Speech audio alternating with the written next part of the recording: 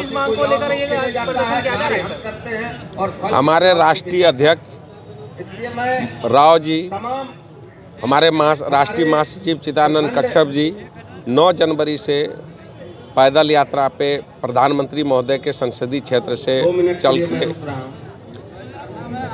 दिल्ली में संसद भवन के सामने प्रदर्शन था और आज भी उन लोग का एक दिवसीय वहाँ प्रदर्शन है। उसी के समर्थन में हम लोग आज धरना पर बैठे हैं और प्रधानमंत्री के नाम हमारी जो मांग पत्र है डीसी के माध्यम से देना है। मनरेगा के अंतर्गत कार्यरत कर्मियों की सेवा नियमितीकरण, वेतनमान एवं अन्य सर्विस बेनिफिट के लिए केंद्रीकृत सेवा नियमावली बनाने के संबंध में प्रधानमंत्री को ज्ञापन देंगे। अभी मतलब देंगे डीसी साहब को देंगे और एक मांग मुख्यमंत्री महोदय से भी लगे हाथ हम लोग दे देंगे। हालांकि उनसे मिल के, मंत्री जी से मिल के कई बार दे चुके हैं। उनसे भी हमारी 5 सूत्री मांगे हैं जो मुख्यमंत्री को भी डीसी के माध्यम से ही देंगे। हमारी मुख्य मांगे हैं, चूँकि झारखंड सरकार बनने से पूर्व हेमंत सोरेन जी ने संविदा कार्यक्रम में बहुत ही बढ़िया ढंग से बोला था कि सरकार में आते ही मैं जितना भी कॉन्ट्रैक्ट कर्मी है सबको मैं अस्थायी करने का काम करूंगा और इस कलंक को मैं धो दूंगा और आपको अस्थायी कर्मी नियुक्त करूंगा।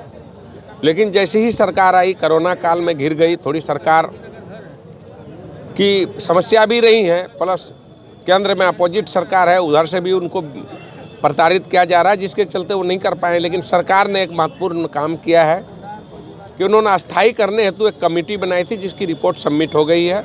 सरकार उसको अध्ययन कर रही है। सरकार को हम लोग समय दे रहे हैं।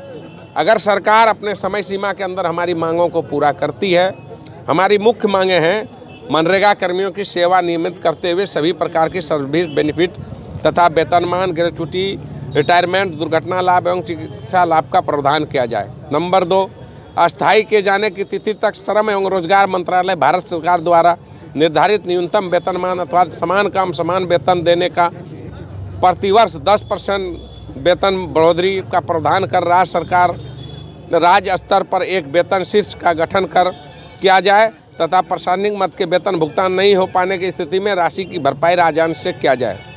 सामाजिक सुरक्षा, जीवन बीमा 50 लाख, स्वास्थ्य बीमा 10 लाख, मृत मनरेगा कर्मियों के आश्रितों को मुआवजा एवं अनुकंपा के आधार पर नौकरी का प्रावधान किया जाए। इससे पूर्व बर्खास्त मनरेगा कर्मियों की सेवा वापसी हो एवं बर्खास्तगी पर रोक हो और हमारा भी अन्य सरकारी कर्मियों की तरफ हमारे साथ भी व्यवहार हो। सरकारी नियुक्तियों में आरक्षण, उम्र सीमा में सेवा काल के अवधि के बराबर छूट का प्रावधान किया जाए। केंद्र सरकार द्वारा प्रावधानिक ईपीएफ कटौती के वक्र नियमों में संशोधन कर नियम को सरल किया जाए तथा 2018 के ईपीएफ कटौती लागू करने की कृपा किया जाए। ये हमारी मांगे हैं। और इधर मुख्यमंत्री और ग्रामीण विकास मंत्री से भी मिल के बात हुई है। सरकार की सोच सकारात्मक है लेकिन रवैया ढुलमुल है।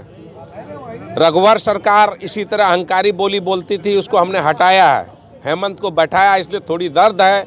ये अगर कालबंद तरीके में कुछ दिनों के लिए हम लोग समय देंगे, अगर ये नहीं करेंगे तो इनको भी कुर्सी से उतारने के लिए हम लोग कमर कस लेंगे, इनको भी बख्शेंगे नहीं।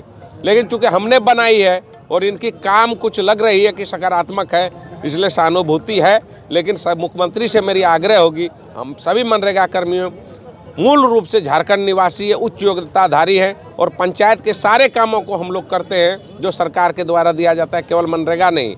इसीलिए उम्मीद करते हैं, नारा भी हिम्मत है तो हिम्मत है, हेमंत जी से उम्मीद करते हैं वो हमारा बेहतर करेंगे। आश्वासन भी दिए हैं, लेकिन कितना दिन आश्वासन का घोट हम लोग पिएंगे। बाध्य होकर हमको भी रोड पर उतरना पड़ेगा और अपने संवैधानिक अधिकारों का प्रयोग करते हुए सरकार के नाकों चने चबाने का कार्य करने में हम लोग पीछे नहीं रहेंगे। क्या नाम है सर आपका? मोहम्मद अकरम, जिला अध्यक्ष सह प्रदेश उपाध्यक्ष झारखंड राज्य मनरेगा कर्मचारी संघ गोड्डा।